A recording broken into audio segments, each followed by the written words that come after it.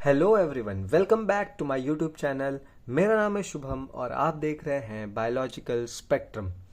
बिना किसी देरी के चलिए शुरू करते हैं। आज के इस लेक्चर में हम देखने वाले हैं 10th साइंस 2 के लिए जो life process in living organism part 1 chapter है उसे। स्पेसिफिकली अगर इस चैप्टर की अगर हम बात करते हैं तो इस चैप्टर में हम पढ़ने वाले हैं what are life processes basically. So बिना किसी देरी के शुरू करते हैं इस चैप्टर को। लाइफ प्रोसेस सबसे पहले समझेंगे व्हाट आर लाइफ प्रोसेसेस। सबसे बड़ा क्वेश्चन सबसे पहले इस चैप्टर के नाम को ही सुनते से आता है कि लाइफ प्रोसेसेस क्या होते हैं। कोई भी ऐसा प्रोसेस जो हमारे बॉडी में हमारे बॉडी को ग्रो करवाता है, डेवलप करवाता है और मेंटेन करवाता है। हमारे बॉडी में कोई भी ऐसा प्रोसेस जो हमारे बॉडी का ग्रोथ करवाता हो, डेवलपमेंट करवाता हो और मेंटेनेंस करवाता हो, ऐसे प्रोसेसेस को हम कहते हैं लाइफ प्रोसेसेस। अब ये जो लाइफ प्रोसेस होते हैं, ये लाइफ प्रोसेस जो होता है ये दो तरीके का होता है। If we specifically talk about life process, तो life process can be essential और नॉन इसेंशियल। लाइफ प्रोसेसेस जो होते हैं ये इसेंशियल भी हो सकते हैं और नॉन इसेंशियल भी हो सकते हैं। What do you mean by essential and what do you mean by non essential? Essential का मतलब होता है बहुत ज्यादा जरूरी, जिसके बिना आगे का कोई फर्दर काम नहीं हो सकता है। एंड नॉन इसेंशियल का मतलब होता है इतना ज्यादा जरूरी ना होना। टू बी वेरी स्पेसिफिक, अगर हम लाइफ प्रोसेस के कंटेक्स्ट में पूछते हैं कि what is essential life process and what is non essential life process, so essential life process वो होते हैं जो अगर परफॉर्म ना किए जाए तो किसी भी ऑर्गेनिज्म की डेथ हो सकती है। ऐसे लाइफ प्रोसेस को हम कहते हैं इसेंशियल लाइफ प्रोसेस। और ऐसा लाइफ प्रोसेस जिसको अगर ऑर्गेनिज्म परफॉर्म करता है या नहीं परफॉर्म करता उससे कोई फर्क नहीं पड़ता, तो ऐसे लाइफ प्रोसेस को हम कहते हैं non essential life process. To be very specific, essential life process में क्या आता है? देखिए, लाइफ प्रोसेसेस बहुत अलग अलग टाइप के होते हैं। अगर हम बात करते हैं इसेंशियल लाइफ प्रोसेस के बारे में, तो इसेंशियल लाइफ प्रोसेस में आता है सबसे पहले न्यूट्रिशन। जो हम खाना खाते हैं वो भी एक टाइप का क्या होता है, लाइफ प्रोसेस होता है, जो कि इसेंशियल लाइफ प्रोसेस में आता है। नेक्स्ट, अगर हम बात कर रहे हैं खाना खाओगे तो उसको डाइजेस्ट भी करोगे, तो डाइजेशन भी क्या होगा, इसेंशियल लाइफ प्रोसेस होगा। अगर हम खाना खा रहे हैं, उसका डाइजेशन कर रहे हैं, तो उससे एनर्जी भी बनाना पड़ेगा, तो एनर्जी बनाने के लिए हमें करना पड़ेगा रेस्पिरेशन, तो रेस्पिरेशन भी एक टाइप का इसेंशियल लाइफ प्रोसेस होता है। खाने को खा लिया हमने, रेस्पिरेशन से ऑक्सीजन ले लिया, अब उससे एनर्जी तोड़ने के लिए, एनर्जी बनाने के लिए हमें उसको सेल्स तक पहुंचाना पड़ेगा। सो सर्कुलेशन इज इंपॉर्टेंट। अगर हम खाना खा रहे हैं, डाइजेशन कर रहे हैं, रेस्पिरेशन कर रहे हैं, सर्कुलेशन कर रहे हैं, तो इन सभी चीज़ों से वेस्ट भी बहुत प्रोड्यूस होगा। सो वेस्ट को भी बाहर निकालना बहुत ज़्यादा ज़रूरी होता है। तो excretion is also one of the important life process.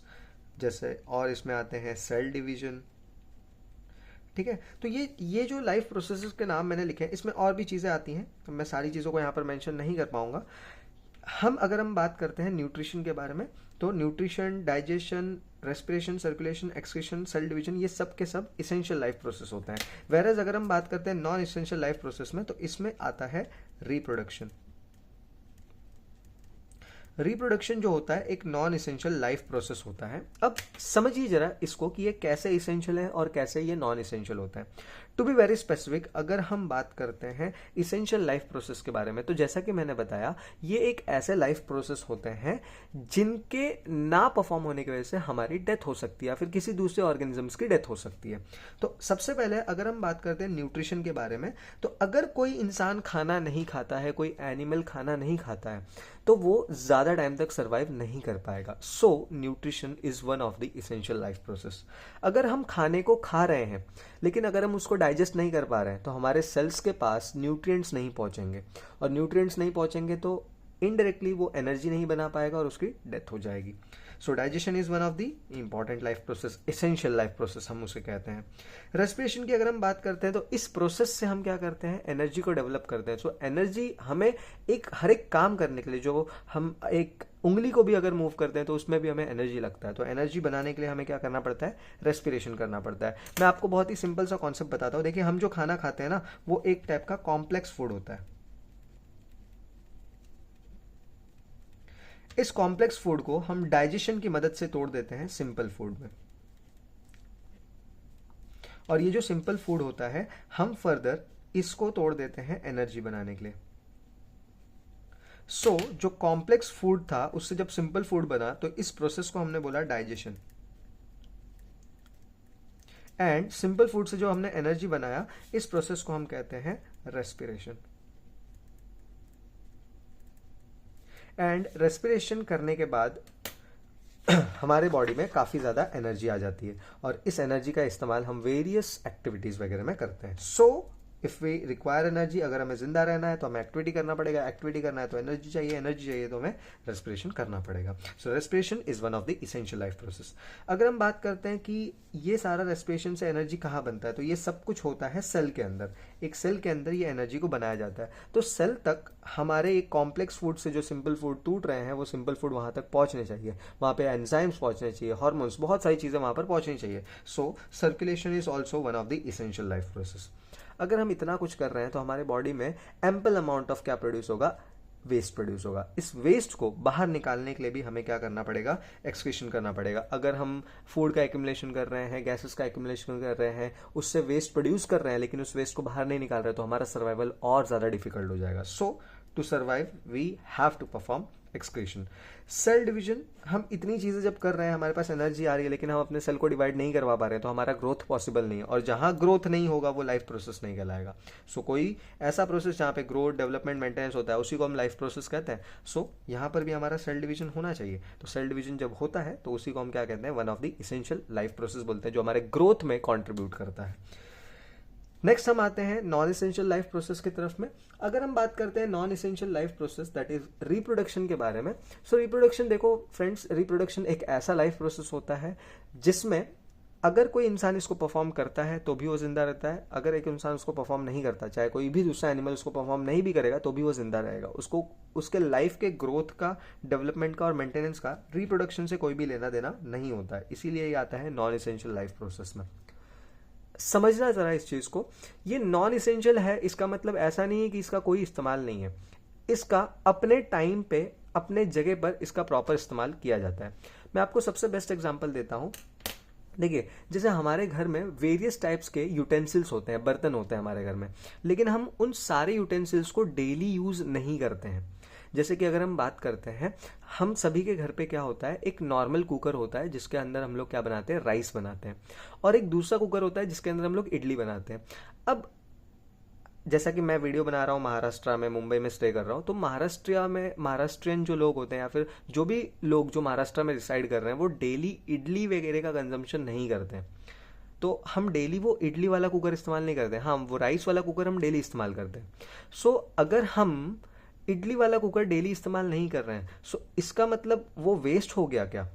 नहीं, वो वेस्ट नहीं हुआ है। समझ में आ रहा है? जब हमें इडली खाने का मन करेगा तो दोबारा हम उस कुकर का इस्तेमाल करेंगे और उससे इडली बनाएंगे और कंज्यूम करेंगे। उस इडली वाले कुकर का एक स्पेसिफिक टाइम पर उसका यूज है, तो वो कभी वेस्ट नहीं होता है।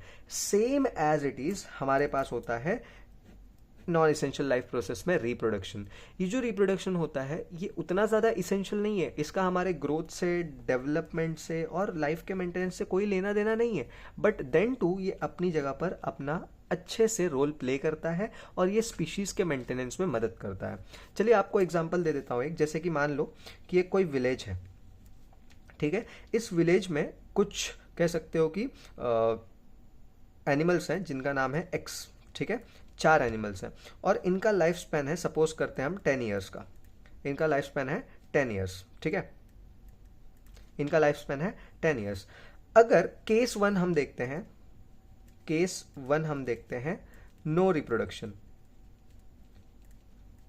ये जो ऑर्गेनिज्म है ये रिप्रोडक्शन नहीं करते हैं, तो केस 1 में क्या होगा, 10 साल के बाद ये पूरा गांव क्या हो जाएगा, खाली हो जाएगा। इसमें कोई भी ऑर्गेनिज्म आपको देखने के लिए नहीं मिलेंगे। क्यों? क्योंकि ये लोग ने रिप्रोड्यूस नहीं किया। वेरस केस 2 अगर हम देखें, केस 2 की बात करते हैं तो सेम विलेज है, केस 2 ले लेते हैं। यहां पर ये लोग क्या करेंगे, रिप्रोडक्शन इज परफॉर्म्ड,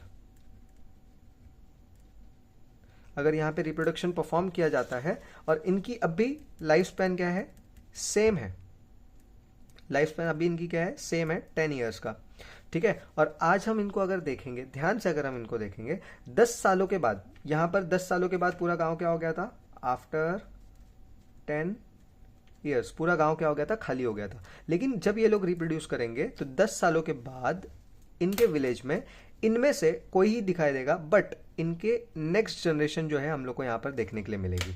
और इसमें से कुछ जनरेशन जो अपने लाइफ स्पैन से ज़्यादा जी सकते हैं, जैसे हम देखते हैं ना ह्यूमंस के केस में कि हम कहते हैं कि ह्यूमंस की लाइफ स्पैन 100 साल होती है, बट उनमें से कुछ गिने चुने 100 साल के ऊपर भी जिंदा रहते हैं। सो जस्ट वैसा ही सपोज कर लीजिए कि कोई ऑर्गेनिज्म जिंदा है पुराने वाले जनरेशन का और बहुत सारे नए ऑर्गेनिजम्स वहां पर आ गए हैं। सो इन दोनों केसेस से हमें क्या सीखने मिलता है कि हमारी जो स्पीशीज होती है, हमारा जो वंश होता है, उसको आगे बढ़ाने के लिए ये रिप्रोडक्शन इंपॉर्टेंट होता है। लेकिन अगर हम इसको नहीं परफॉर्म करते हैं तो इसका हमारे लाइफ से कोई भी लेना देना नहीं होगा। ना तो ये हमारे ग्रोथ को अफेक्ट करेगा, ना तो ये हमारे डेवलपमेंट को अफेक्ट करेगा, और ना ही ये हमारे लाइफ के मेंटेनेंस में अफेक्ट करेगा।